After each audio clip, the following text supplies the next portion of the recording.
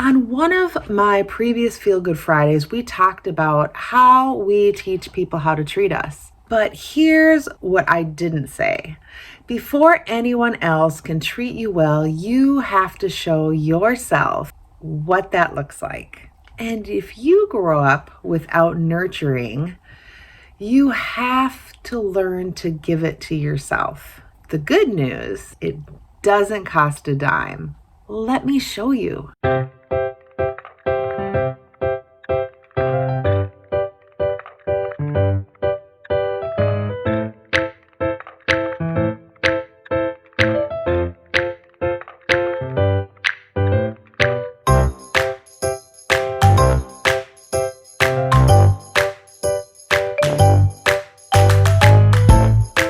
You can set all the boundaries in the world, but if you're not treating yourself with care, you're still teaching yourself that you're not worth it. For me, I know when I was going to school, I was mothering my children, I was also trying to do everything I could for everybody else.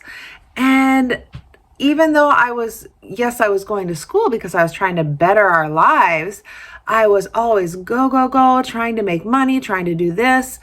And so in the long run, I was completely neglecting myself. I wasn't sleeping. I wasn't eating well. I just wasn't taking care of myself. While I was still looking for respect from others by getting an education, I was neglecting my own self. I couldn't look at myself and feel okay because I wasn't doing the small thing that showed that I valued myself.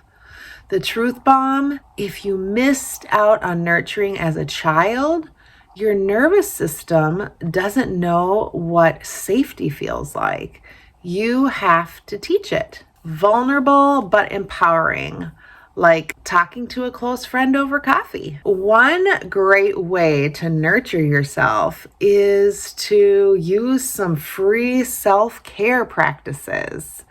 Nurturing and caring for ourselves is an amazing way to do this. The first way we can do it is the sacred dinner ritual. Even if you're eating alone, take time and set the table like it matters. Use a nice plate, light a candle, put your phone in another room, and just take time for yourself. Why does this matter? Why does this work? You're telling your nervous system, I deserve this time. I deserve beauty. I deserve peace. I deserve to be treated special, not by someone else, but by you. Sometimes I like to make my favorite food and just set my table and sit down, light a fire in the fireplace, and just really enjoy it. This isn't about an Instagram-worthy moment. This is about showing myself that I'm worth the effort, and you are too. Another way is the evening tea and book ritual. Every night before bed, you can make your favorite tea. I know we just went over chamomile tea and the benefits. You can sit somewhere comfortable, listen to a book on Kindle or Audible for just 15-20 minutes. That's taking that special time out for yourself. Why does this work? Because you're creating a boundary between the chaos of the day and your sleep. And you're saying, this is my time. I matter enough to have this. Address the guilt. If you feel selfish taking 20 minutes for yourself, that is that inner guilt from a child who was taught that their needs didn't matter. Prove them wrong. A practical tip would be to start with 10 minutes if 20 minutes feels impossible. Progress, not perfection. And another one, the bubble bath. Oh my goodness, I love my bubble baths. You don't need expensive bath bombs. I mean, Honestly, if you have dish soap in the house, you can throw some of that in there too. Epsom salt costs $3 and lasts months and is loaded with magnesium, right? Why this works? Warm water regulates your nervous system. You're literally soaking in self-care. Give yourself a permission slip. If you think baths are a waste of time, ask yourself, would you tell a child they don't deserve to feel clean and relaxed? Well, why would you tell yourself that? The last one, the morning coffee or tea moment. Before you check your phone, before you start your to-do list, sit with your coffee or your tea for 5 minutes. Just sit. I mean, and if you're really intense in a good book, you could add that book back in too for a few minutes. But otherwise, I love to sit out on my back deck and just watch the chickens, watch the birds. I love having that time. Why does this work? You're starting the day by prioritizing yourself first, not your boss, not your family, not social media. You. Personal confession. Share a time you skipped this and how your day maybe spiraled out of control.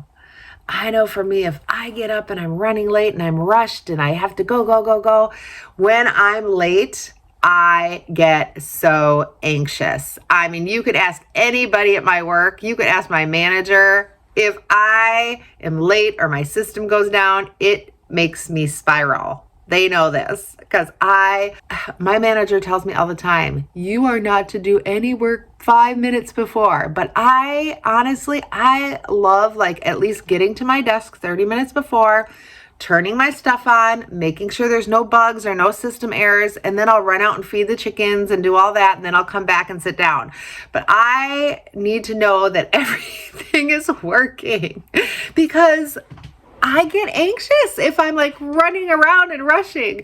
So for me, that's my personal confession. I love to start with that piece. And you know what? I have learned it's not selfish. It's not. We need to, like they say, and I learned this the hard way. I did, because I would say I'm not that poster child for everybody can do everything at one time or, but how they always say when you're on that airplane and it's going down, you have to put that oxygen mask on yourself first, and then you give it to the next person because you have to save yourself first. Then you can help others.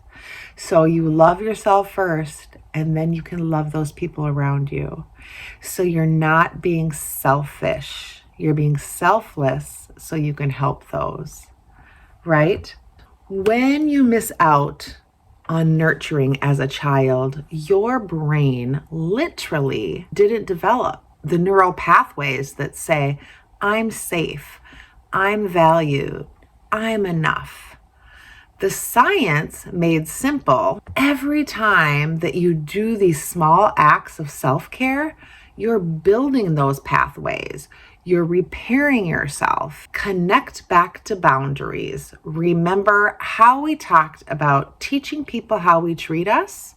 This is step 1. You can't expect others to value you if you're not showing yourself what that looks like. The ripple effect. Share how these practices changed your relationships, energy, and ability to show up for your homestead work, to show up for your family, to show up for your friends, to show up at work. Empowering and hopeful, building momentum towards that transition. I know that I have much better relationships today than I did years ago. I just didn't know how.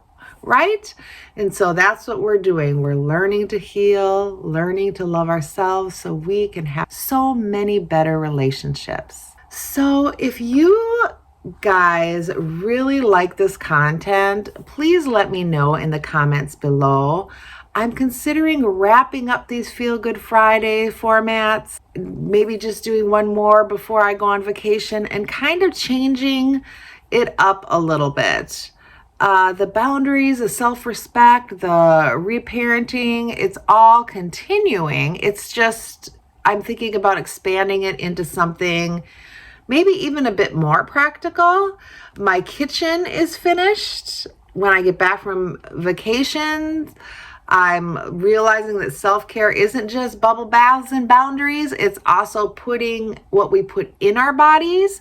So I'm definitely going to work more on the meals that we prepare, the kitchen rituals that ground us.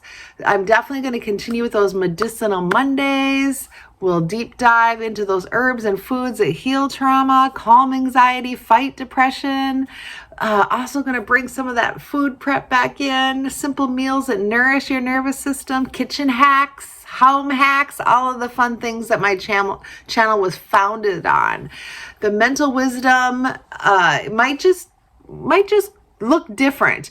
But if Feel Good Fridays have really helped you, and it's something that you really want me to continue, then please let me know in the comments below. Otherwise, I might just be kind of phasing this series out here. All right. Anyway, please make that tea, set that table, take that bath, teach yourself what you deserve to learn as a child. You are worth it. Thanks so much for watching. Be blessed. Have a great day. Remember, you are loved. Bye.